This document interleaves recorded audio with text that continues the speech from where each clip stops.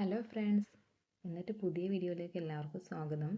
ഇപ്പോൾ കുറച്ച് നാളായി ലോങ് വീഡിയോസൊക്കെ ചെയ്തിട്ട് കേട്ടോ. ഇപ്പോൾ ഹോസ്പിറ്റൽ കേസും പിന്നെ കുറച്ച് പനിയും കാര്യങ്ങളൊക്കെ ആയിരുന്നു. വൈകിട്ട് ബീച്ചിലൊക്കെ പോയി വന്നിട്ട് രാത്രിയാണ് കേട്ടോ പഠിക്കാനിരിക്കുന്നത്. അപ്പോൾ ഞങ്ങളുടെ അടുത്തുള്ള നല്ലൊരു ബീച്ചാണ്. അപ്പോൾ അവിടേക്ക് പോയി വന്നിട്ട് ഞാൻ രാത്രി ആയപ്പോൾ ബുക്കൊക്കെ എടുത്ത് പഠിക്കാൻ വേണ്ടിയിട്ട് ഇരിക്കുകയാണ്.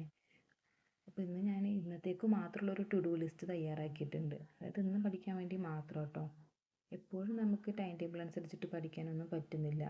അപ്പോൾ അതുകൊണ്ട് തന്നെ നമ്മൾ ഇപ്പോഴാണ് പഠിക്കാനിരിക്കുന്നത്. അപ്പോൾ അന്ന് തീർക്കാൻ പറ്റുന്ന കുറച്ച് ടോപ്പിക്സ് മാത്രം ഞാൻ ടു ഡു ലിസ്റ്റ് എഴുതി വെച്ചിട്ട് അങ്ങനെയാണ് കേട്ടോ നോക്കുന്നത്.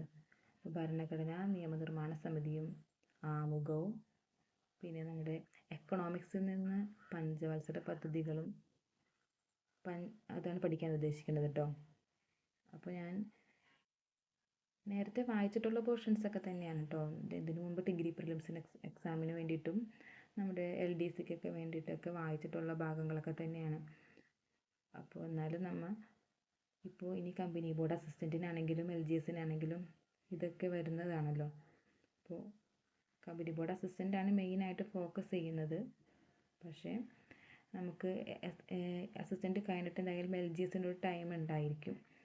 അപ്പോൾ അതിന് വേണ്ടി വരുന്ന സെപ്പറേറ്റ് ഭാഗങ്ങൾ നോക്കിയിട്ടുണ്ടെങ്കിൽ കമ്പനി ബോർഡ് LGS നമുക്ക് എളുപ്പത്തിൽ ക്രാക്ക് ചെയ്യാൻ പറ്റുമെന്നാണ് എൻ്റെ ഒരു വിശ്വാസം. മാത്രമല്ല അത്യാവശ്യം നല്ല നിയമനങ്ങൾ നടക്കുന്ന പോസ്റ്റാണല്ലോ കമ്പനി ബോർഡ് അസിസ്റ്റൻ്റ് ആണെങ്കിലും LGS ആണെങ്കിലും. അപ്പോൾ എന്തായാലും ഇത്തവണ അത് ക്രാക്ക് ചെയ്യണം തന്നെയാണ് ആഗ്രഹം. അപ്പോൾ അതുകൊണ്ട് ഇപ്പോൾ ഞാൻ ടു ഡു ലിസ്റ്റ് എഴുതിയേക്കുന്ന ഭാഗങ്ങളൊക്കെ വായിച്ച് പഠിക്കുകയാണ് കേട്ടോ. നിങ്ങളെല്ലാവരും ഏതൊക്കെ എക്സാമിനാണ് ട്രൈ ചെയ്യുന്നതെന്നൊന്ന് കമൻറ്റ് ചെയ്യണേ. കമ്പനി ബോർഡ് അസിസ്റ്റൻറ്റിനും LGSനും ഒക്കെ ആദ്യമായിട്ട് നോക്കുന്നവരൊക്കെ ഉണ്ടെങ്കിൽ അവർക്ക് വേണ്ടിയിട്ട് ഞാൻ കുറച്ച് ടിപ്സൊക്കെ ഞാൻ പറയാം കേട്ടോ. നിങ്ങൾക്ക് PSC ഒട്ടും എഴുതിയിട്ട് പരിചയമില്ലാത്തവരാണെങ്കിലും ഇപ്പോൾ ഗവൺമെൻറ് ജോലി വേണമെന്ന് ആഗ്രഹമുള്ളവരാണെങ്കിലും അവർക്ക് എങ്ങനെ ഇപ്പോൾ PSCയിലേക്ക് കടക്കാം എന്നുള്ളതിനെ പറ്റിയിട്ട് ഞാൻ നിങ്ങൾക്കൊരു വീഡിയോ ചെയ്യാം കേട്ടോ. കാരണം ഞാനും ഇപ്പോൾ 2024 PSCയിലേക്ക് വന്ന ഒരാളാണ്. അപ്പോൾ ഞാൻ വേറെ കോച്ചിങ് ഒന്നും എടുത്തിട്ടില്ല. പക്ഷേ എനിക്കിപ്പോൾ PSCയുടെ ട്രാക്കിലേക്കായി വന്നിട്ടുണ്ട് കേട്ടോ. ഇപ്പോൾ പ്രിലിംസൊക്കെ കിട്ടാറുണ്ട്. PSCയുടെ ട്രാക്കിലേക്ക് വന്നിട്ടുണ്ട്. പിന്നെ എനിക്ക് ടൈം വളരെ കുറവാണ് PSCക്ക് പ്രിപ്പയർ ചെയ്യാൻ കിട്ടാറ്. അപ്പോൾ അതുകൊണ്ടാണ് മെയിനായിട്ട് എനിക്ക് PSCയിലേക്ക് അങ്ങോട്ട് തിരിയാൻ പറ്റാത്തത്.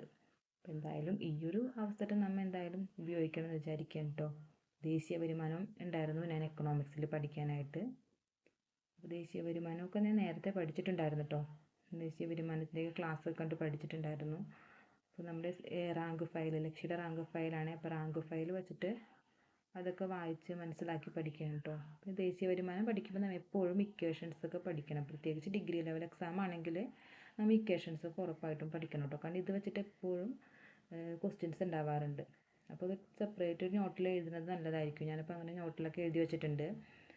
കാരണം ഈ ടെക്സ്റ്റ് ബുക്കിന് ഈ റാങ്ക് ഫയലിൽ ഉണ്ട് അത്, പക്ഷെ അത് അവിടെ ഇവിടെയൊക്കെ ആയിട്ട് കിടക്കുകയാണ്. അപ്പോൾ എല്ലാം കൂടി ഒന്ന് കണക്ട് ചെയ്ത് പഠിക്കണമെന്നുണ്ടെങ്കിൽ നമ്മൾ നോട്ട് പ്രിപ്പയർ ചെയ്യണത് നല്ലതായിരിക്കും. ദേശീയ വരുമാനം, അതേപോലെ പ്രോബ്ലമാറ്റിക് ആയിട്ടുള്ള വരുന്ന സെക്ഷൻസൊക്കെ, പിന്നെ ഇംഗ്ലീഷ് മാത്സൊക്കെ നമ്മൾ നോട്ട് എഴുതുന്നത് നല്ലതായിരിക്കും കേട്ടോ.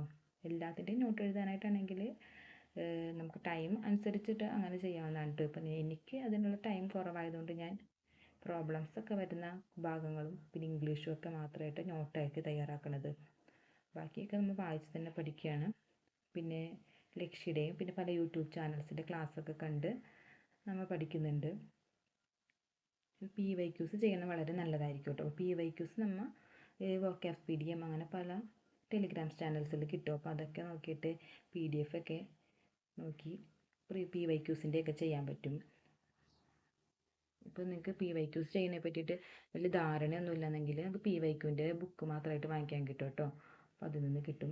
പിന്നെ ഇത് ലക്ഷ്യയുടെ ടെലിഗ്രാം ചാനൽസിൽ അവർ തരുന്ന നോട്ടാണ് കേട്ടോ. അപ്പോൾ വളരെ യൂസ്ഫുള്ളാണ്. നല്ല PDF ആയിട്ടുണ്ട്, ചുരുക്കി തയ്യാറാക്കിയിട്ടുണ്ട്. മുഴുവൻ വായിക്കുന്നതിനേക്കാളും നമുക്ക് ഈസി ആയിട്ട് വായിക്കുന്ന രീതിയിൽ നല്ല അട്രാക്റ്റീവായിട്ട് തയ്യാറാക്കിയിരിക്കണം PDFs ആണ് കേട്ടോ. അപ്പോൾ നിങ്ങൾ ലക്ഷ്യയുടെ ടെലിഗ്രാം ചാനലിനെ പറ്റി കേട്ടിട്ടില്ലാത്തവരാണെങ്കിൽ ആ ടെലിഗ്രാം ചാനലിൽ പോയിട്ട് എത്രയും വേഗം ജോയിൻ ചെയ്തോളൂ കേട്ടോ. ലക്ഷ്യ കേരള എന്നാണ് ടെലിഗ്രാം ചാനലിൻ്റെ പേര്. അപ്പോൾ എല്ലാ PDFസും ഒക്കെ അതിനകത്ത് കിട്ടുന്നുണ്ട്. അതിന് അസിസ്റ്റൻറ്റിന് മാത്രമായിട്ടൊന്നുമില്ല. അതിനകത്ത് LGSനും കമ്പനി ബോർഡ് അസിസ്റ്റൻറ്റിനും പിന്നെ SCRTയുടെ ഭാഗങ്ങൾ പിന്നെ മോക്ക് ടെസ്റ്റും അങ്ങനെയൊക്കെ ഉണ്ട് കേട്ടോ. നമുക്ക് കമ്പനി ബോർഡ് അസിസ്റ്റൻറ്റിന് മാത്രമായിട്ട് നോക്കുകയാണെന്നുണ്ടെങ്കിൽ മറ്റ് സോഴ്സൊക്കെ നോക്കേണ്ടത് നല്ലതായിരിക്കും കേട്ടോ.